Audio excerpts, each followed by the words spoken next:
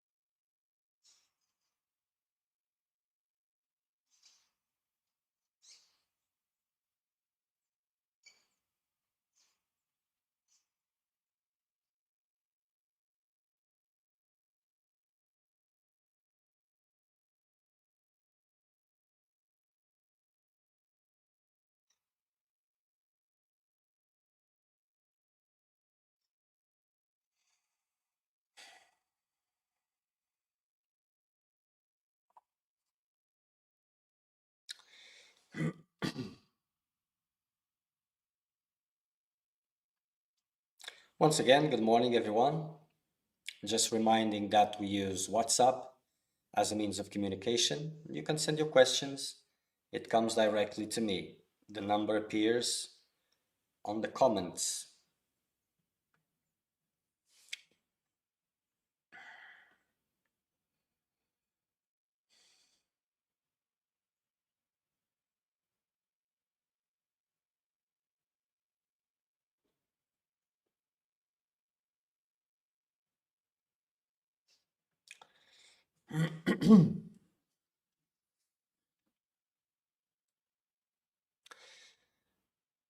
There's a kind of a tendency, as everybody knows, to look into tomorrow, into the future. But let's focus on this according to the quest for liberation. This looking towards tomorrow is not much different of what is called observing the now, because this is misunderstood.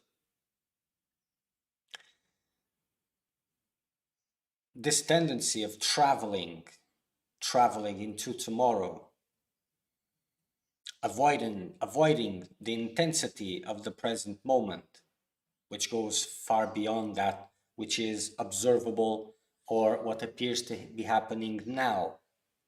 This has nothing to do with the present moment. Present moment is fire, is intensity, is silence, stillness, is intense vibration, is pure identity.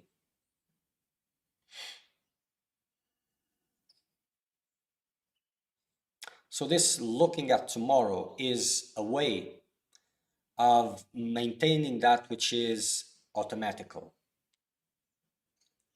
Just a different lullaby, a different tune, but the same effect, distraction. And it seems unimportant, but it is very important, because those who are serious, they need to come out from these automaticals. And instead of, even in this still mistaken vision, inside your illusion, because that's where your work starts and ends, instead of looking for tomorrow, where I will arrive, when I will arrive, how will it be, and so on, so on. Let me take a good look of what am I doing now, at this moment. Because this is where the action is. What am I doing now? There's two expressions which I often use to distinguish, to bring awareness to, and that is seeker of truth, seeker of well-being.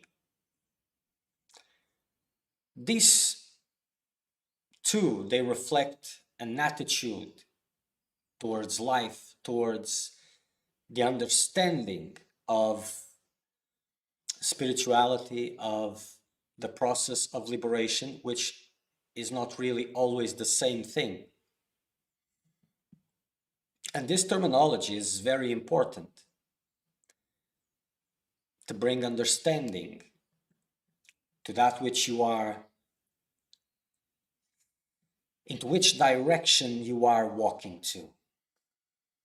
And there's an old series of videos which are still very young and very updated that I made a long time ago, and you can find it in YouTube, which is Igniting the Sacred Fires series, 14 videos. And it clarifies a lot this issue of seekers of truth, seekers of well-being.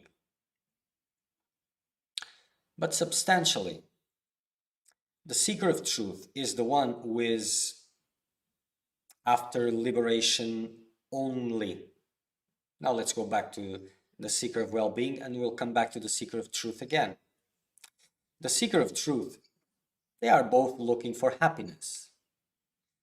But for the seeker of well-being, happiness is not in truth, in self-realization, or it is in self-realization, but the idea, the vision of self-realization is circumstantial happiness. That means if happiness is overflowing, if it's being experienced, if happiness is all around in circumstances, if your objects of desire, even if they are not the old ones, new ones, or just the idea of this human happiness behind liberation. So this seeker of well-being, he cannot avoid his efforts in trying to control circumstances, to create circumstances that are in tune with his vision, his images of happiness, whatever they may be. Old ones, acquired new ones, because these things change constantly. Not only for those who are in the quest for liberation, the quest for truth, but also in human worldly life.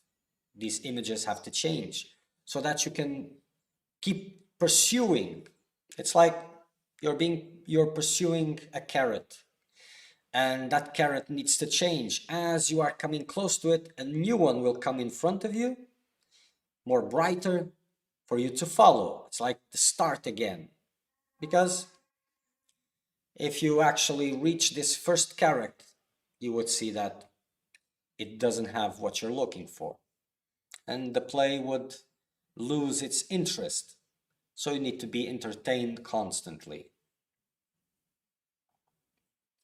So these two aspects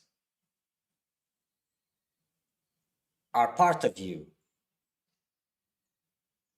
The character, which is the fruit of circumstances, that has a name, has a body, or the body is given to the name, or the name is given to the body, and it has observable characteristics.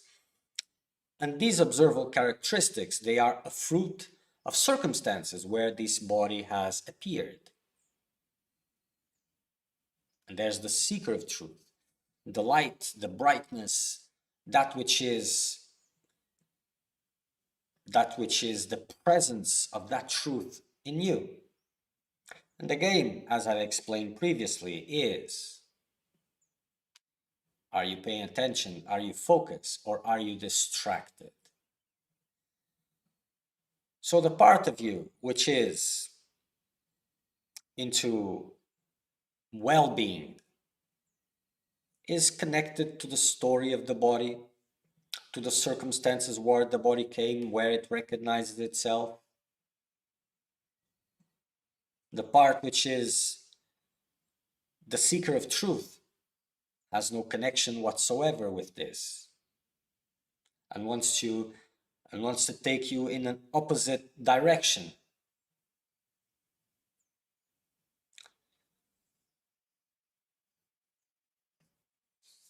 So one of them, or both, depending, may change, because, well, it's difficult to walk the straight line. One of them will suffer. That is unavoidable. And suffering has always the same source, and that is illusion. And either you are suffering because you are feeding your illusion, so the stock that you have of illusion that guarantees the next adventures and the next adventures and the next adventures, this needs to be constantly fed. Even what you call pleasure is suffering, is misery. But let's not go into that direction. So either you are experiencing suffering because you are feeding your stocks of suffering, and this is made when you are giving expression to the investments of this seeker of well-being whenever you are interfering with circumstances, trying to recreate them, avoid them, whatever.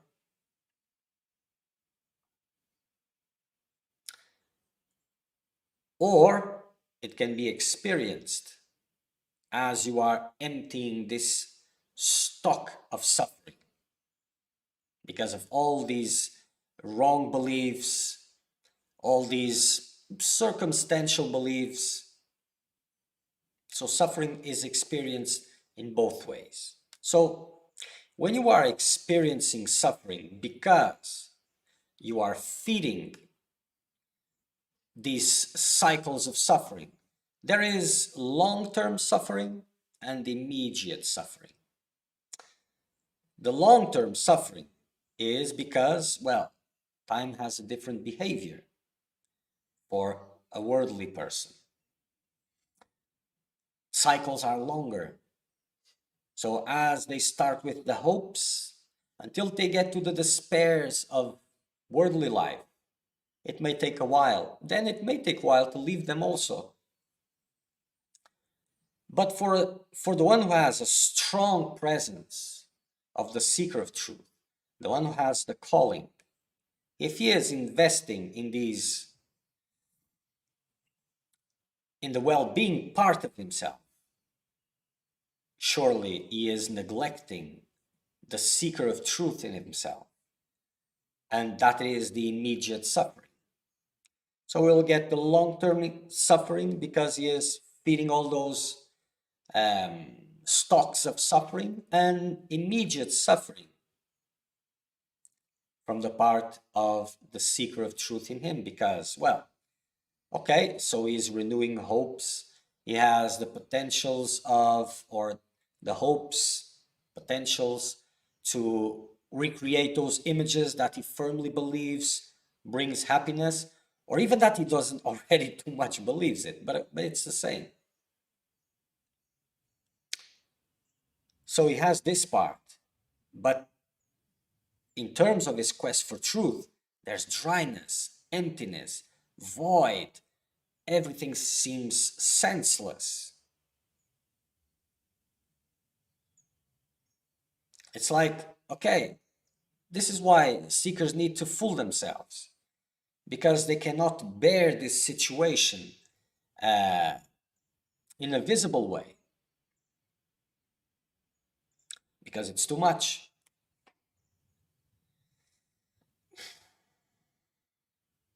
And when you're investing in your quest for liberation, then you are removing these investments from these structures of suffering.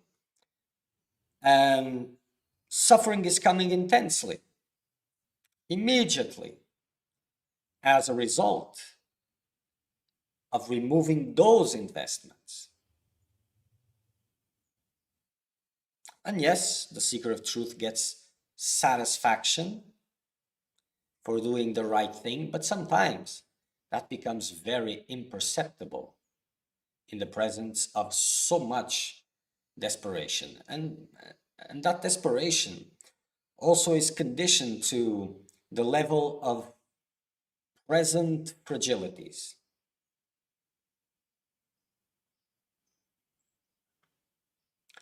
And as you are walking the path towards liberation, it means you are taking more and more and more from the dreams, from the expectations, from the circumstantial happiness, because that is walking the path of liberation. It's what it means. We use this opposite direction as an analogy. But in reality, is removing yourself from delusion until your eyes get open, so to speak.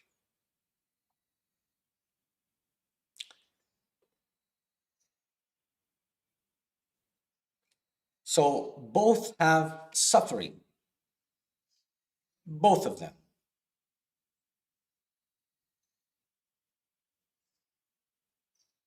So suffering is unavoidable.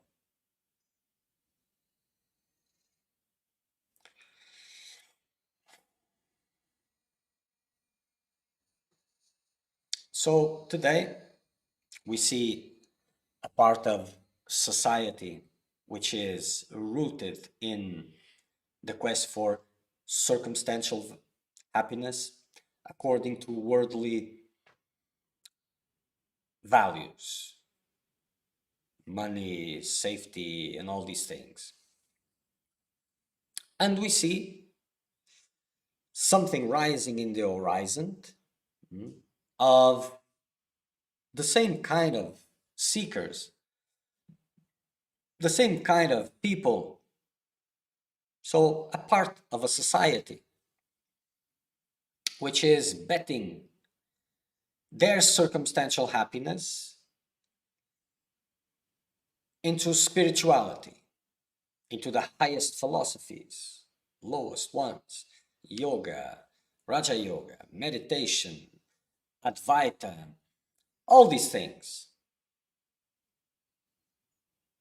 And it's very easy to observe how these characters are reshaped according to this new vision of happiness. It has nothing new about it. It's the same vision, but from the perspective of where others have failed, we will succeed with now these new tools.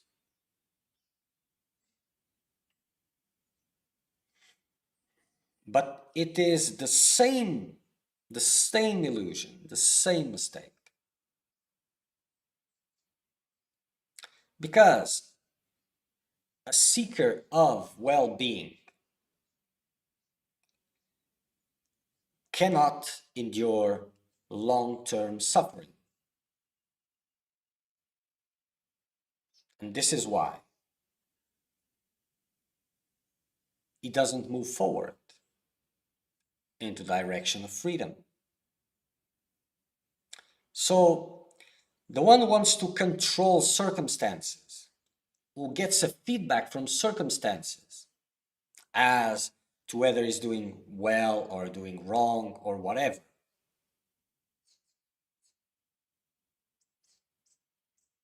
suffering will always be unnatural. Because a worldly person is always afflicted, always afflicted. And he learns to measure the periods of less affliction as good, more affliction as bad, and whatever relieves that as wonderful. But is always afflicted. But there's gaps. There's the blindness that helps to renew the hopes. And time goes by. Time goes by. And they're always trying to, investing and trying to change their circumstances to get to extract some pleasure. But these new seekers, these new people, let's call it persons of interest, that now have changed to the spiritual path as a way, as a more enlightened way of extracting circumstantial happiness. They are using the same values, but now they have the formula for happiness, so they think. And it's much easier to get distracted there for many, many, many reasons. But suffering, they are not able to sustain for long periods of time willingly, because in the worldly, in the quest for well-being, there is suffering, but it doesn't appear to be taken willingly. It seems there is also circumstantial suffering, so you can fight against it. And as you are fighting it, probably gives a notion of reduction of that suffering, or the hope of overcoming it, and so on and so on. In the quest for liberation, there's no such thing. There's only enduring, fighting against it. This is quest for well-being, not liberation. So the seeker of well-being, the part of you which is connected to well-being, has this difficulty to endure suffering. And that's how he is thrown back into the world, into illusion, and dives deeper and deeper. Because these are the knots of illusion. Like, so you're in the quest for liberation, and you're meditating and doing this and doing that. Oh, that is serious, is it? Okay, so let's turn on suffering and let's see what happens to that seriousness. So these spiritual minded people that are trying to bring the same circumstantial happiness now with divine values, this is the seeker of well-being that I'm talking about, because in these two expressions I'm not considering worldly people, but seekers that are in a quest for truth, apparently. And this expression is about clarifying, not judging, not evaluating, is for you to understand that these two forces are in you, part of you yet.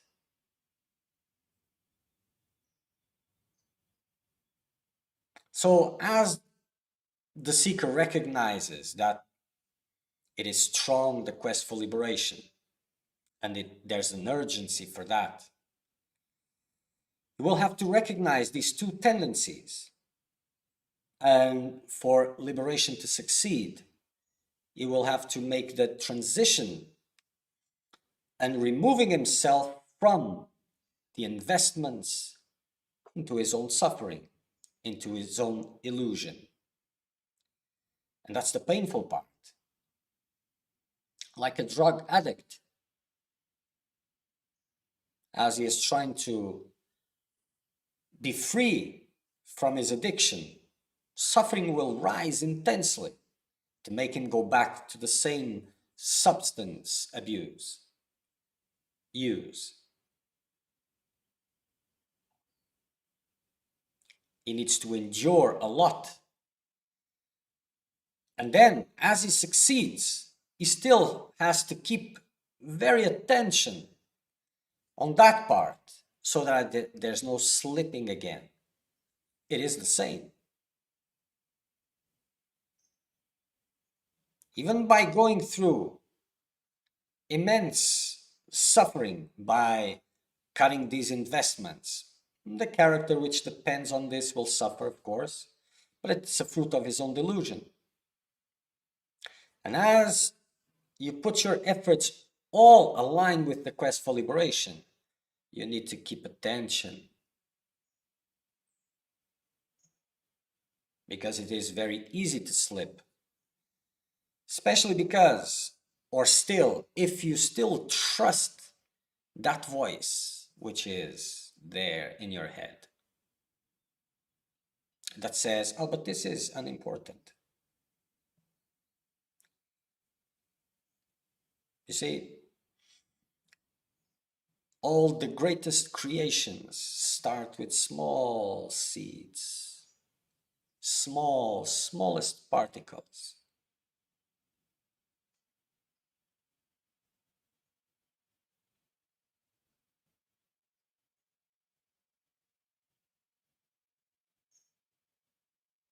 and to make it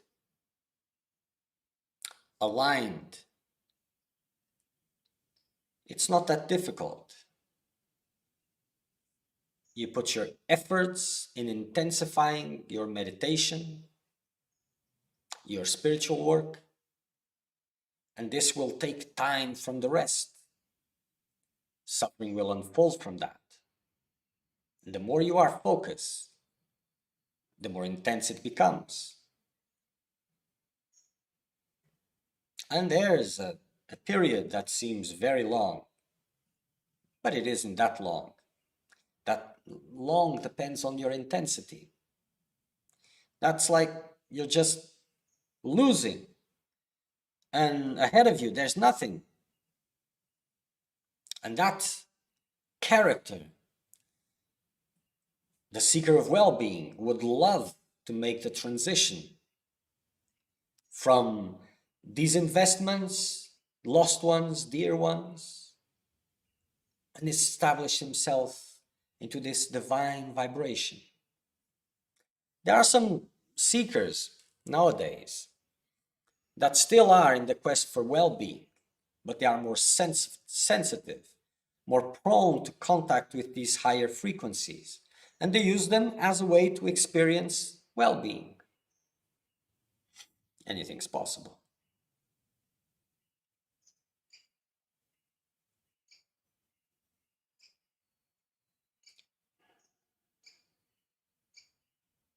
So as you intensify one, you have to reduce the other, and you will feel those losses. And this is the feedback that you're going in the right direction.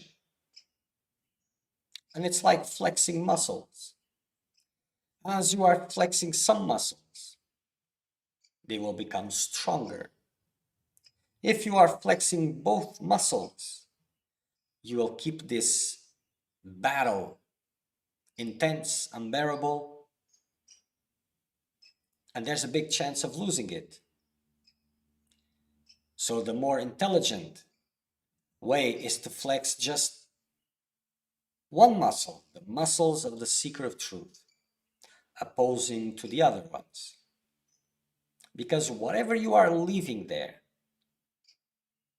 that you're classifying as unimportant,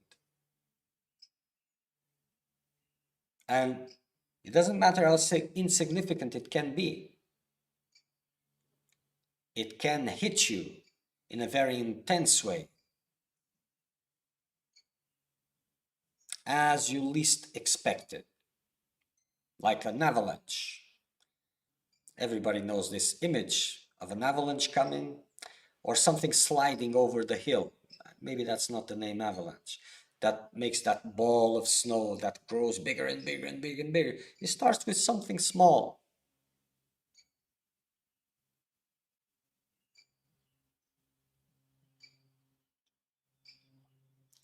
The seeker of truth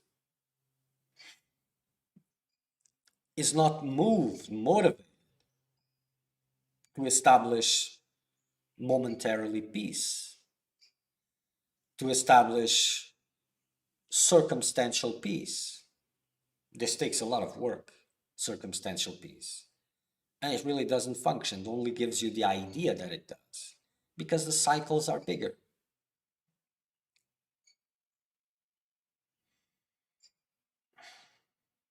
And this is one of the reasons that flexing both muscles at the same time, it's not a big strategy, not a good one. Because you are feeding both, so there's circumstantial peace, but you're stuck just in a different illusion. So I'm practicing meditation or doing my other spiritual practices that I don't even talk about anymore, because things come at a point that only meditation can make a difference. For the majority, of course, there's always exceptions.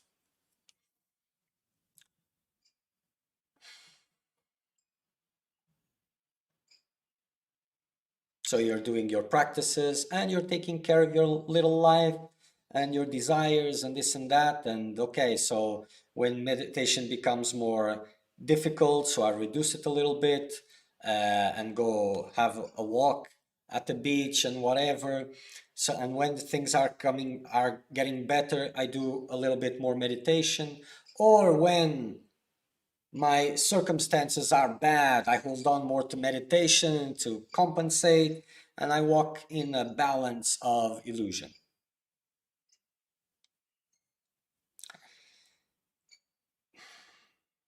And more or less giving some food to the seeker of liberation in me, giving some food to the seeker of well-being in me.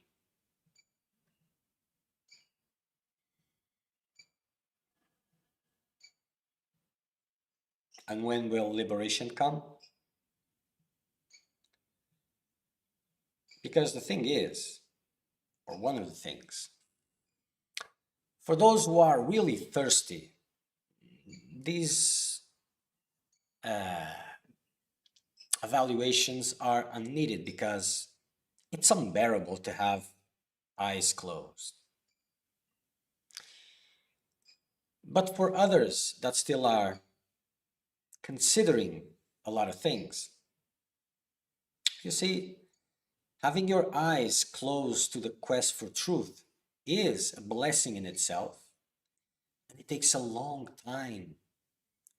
Look how many years in blindness and building all these structures that then you have to struggle against. So being ready,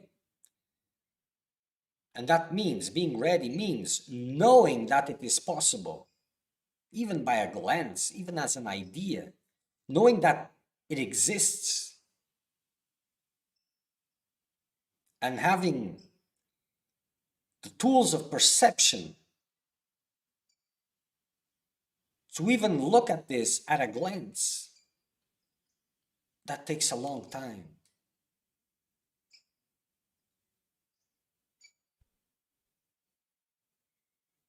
So time is precious.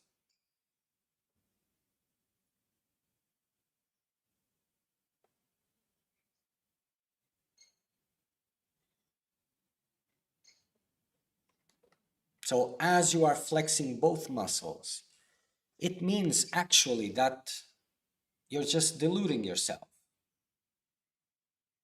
And it's all worldly because it's all for circumstantial peace, circumstantial happiness.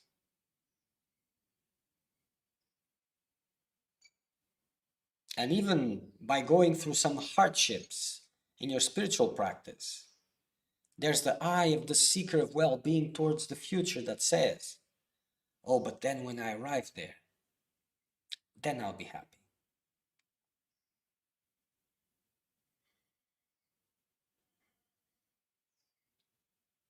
Others, in other times, looked at religion and heaven as the succession of those who have done the good path, a place where there's no suffering.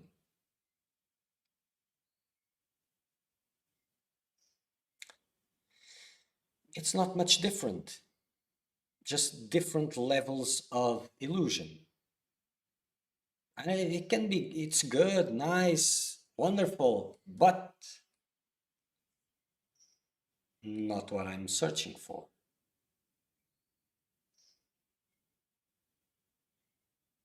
So whatever decision you're making, and you're making decisions all the time,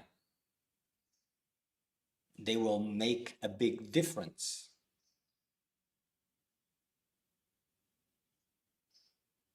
You may not see it immediately, but you will see it. You will see that it's there when it matters the most, or you will see that it's not there when it matters the most.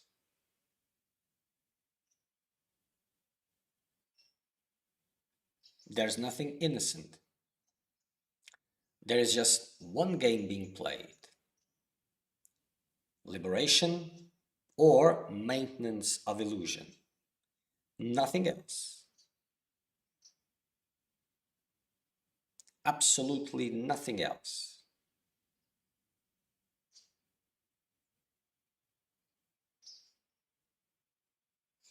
So if you're struggling for circumstantial happiness, if you're disturbed by surroundings and try to control them, if you're aligning with your feelings to see if it's good or bad all the time and reacting according to this, if you look at happiness of liberation as eventually this bright image of that body-mind complex, just overjoyed with happiness,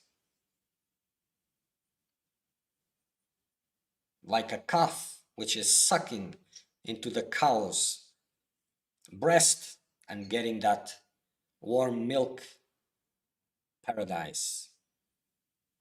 Then the quest for well-being is there present, stronger. And as it is stronger, it has even a more deeper effect, which is the understanding of the spiritual teachings. This is fundamental because the same spiritual teaching looked through the eyes of a seeker of well-being is opposite to the understanding that comes to the one that looks through the eyes of the seeker of truth. Completely opposite. The seeker of truth is not stronger by any means, can be even weaker, but he knows something. He has the calling, of course, and he knows there's no such thing as circumstantial happiness. Things will be what they have to be. Enlightened, unenlightened, it doesn't matter. Nature plays its own games, its stories. It doesn't see the enlightened one as better than the unenlightened one. It doesn't see it makes any difference. People make those differences. Nature doesn't.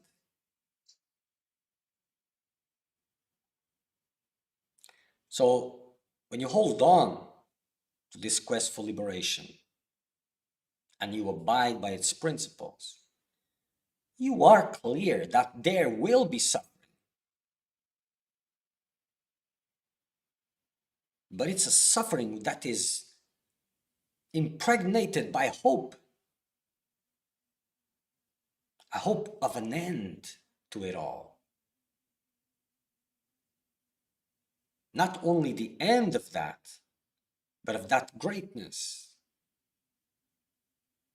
And you know that by each step that you give, the more courage you are able to find in yourself to push further, to go beyond, more suffering will be dealt with. It will be a consequence, immediate. But that suffering is coming from your delusion. You have to keep that in mind.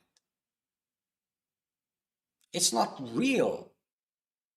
It's because of your beliefs, your addictions, your dependencies.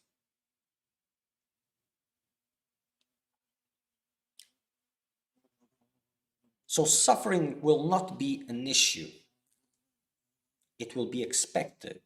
And as it is expected, and there's no aversion from your part, it will still be painful, but it will be less painful.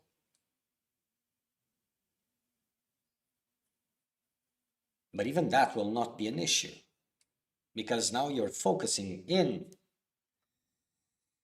enduring it. But not only that, but as you are exposed to it, you have the chance, the possibility to see what is the suffering demanding from you. How nature is trying to force you again to dive in the water of delusion. Because suffering doesn't just come with nothing else. It wants you to act on it. It wants the seeker of well-being to act on it. to bring that circumstantial peace. If the seeker of well-being is stronger and he reaches this point, cannot avoid but to put his hands into circumstances, try to change, trying to do something, or just trying to run away or whatever.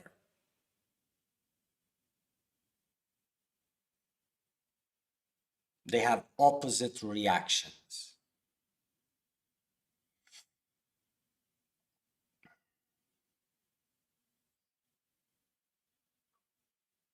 And one of the nuisance of this seeker of well-being is either he's walking directly towards well-being investments, or he is trying to adapt the investments from the seeker of truth and transform them into well-being sources.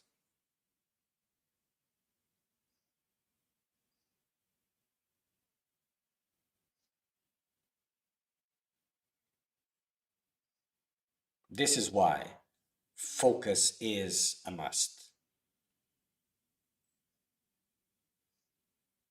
You will find both of them there, and you need to constantly, if you aspire for liberation, you need to embrace the seeker of truth and recognize the investments of the seeker of well-being and cut them. If you had the vision, it would be easy, because it would be clear that all these investments of well-being, they are just for suffering only. They are just there to maintain suffering, to maintain the story of the character.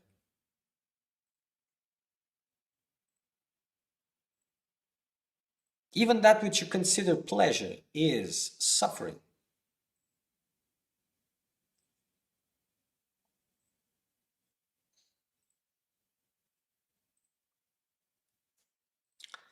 More or less like let's go back to the drug abuse, when it is in the good phase, because there's the good phase and the bad phase. So the good one, it is full of pleasure, very less pain, or non-existent pain. But still, the body is deteriorating. Things are starting to happen which are not seen, which are not perceived immediately.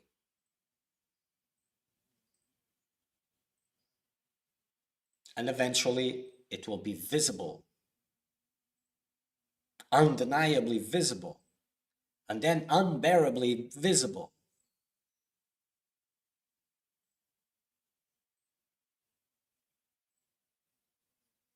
So looking at where you are now, what are your investments? It is crucial, so that you can realize what are you really doing, and with that to be able to align better. And for this I strongly recommend, I think it was posted here, this Igniting the Sacred Fire series. Very complete, or enough complete.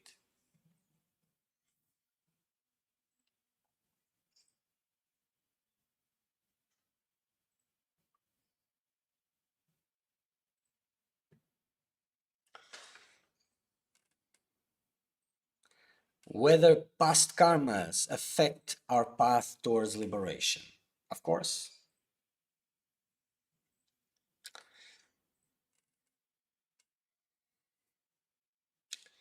But don't need to worry about that.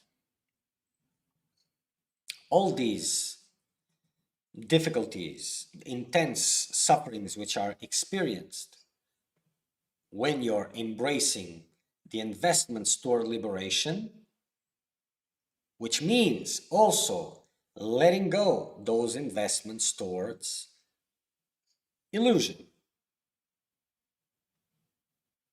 these karmas, the seeds of experiences, sanskars, they will create intense suffering. They start with very mild, and as these deeper sanskars are there, as the superficial ones go, the deeper one starts coming. And when they start coming, the push to go back to the same increases tenfold. And the more deeper they are, the more intense it is. But it is the same mechanics. If you persist, they will also go away. And whatever karmas are there, experiences to have,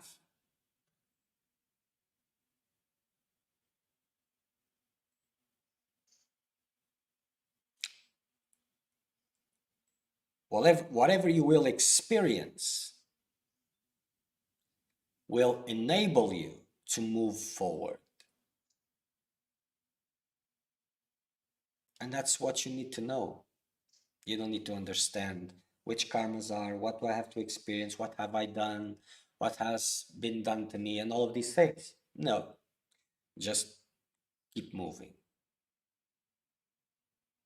Keep going.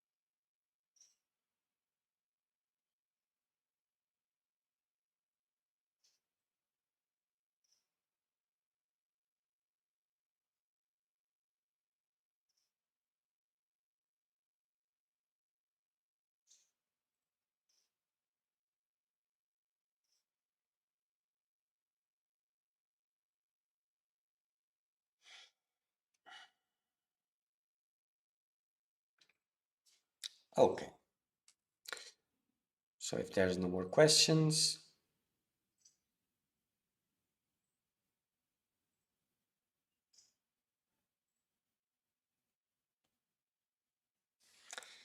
then it is all for today. Oh, it's okay. So there's a question here.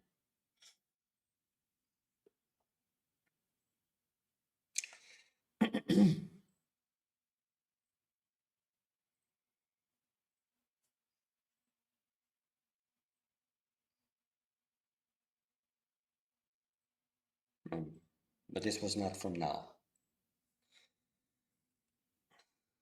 Well, hello, I'm trying to awaken. I know this might sound odd, but can you help me?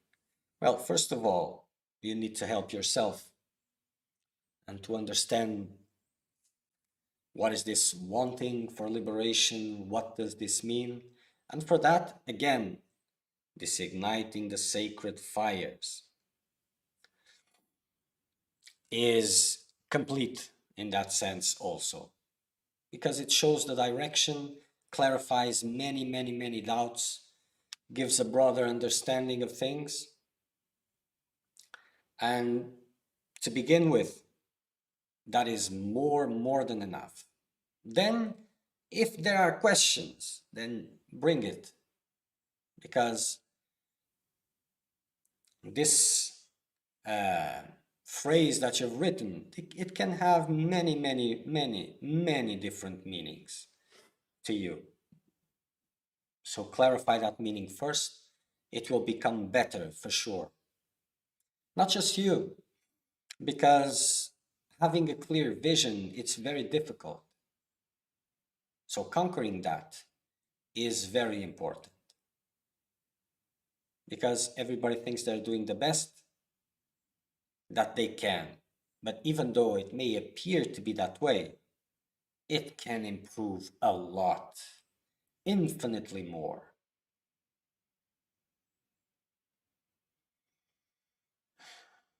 Okay.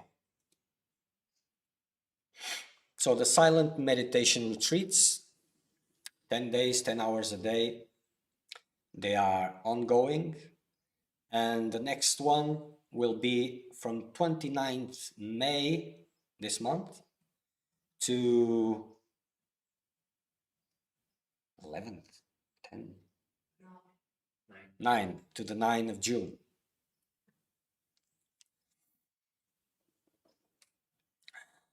There were some names created for these different retreats to give a vision of what do they mean.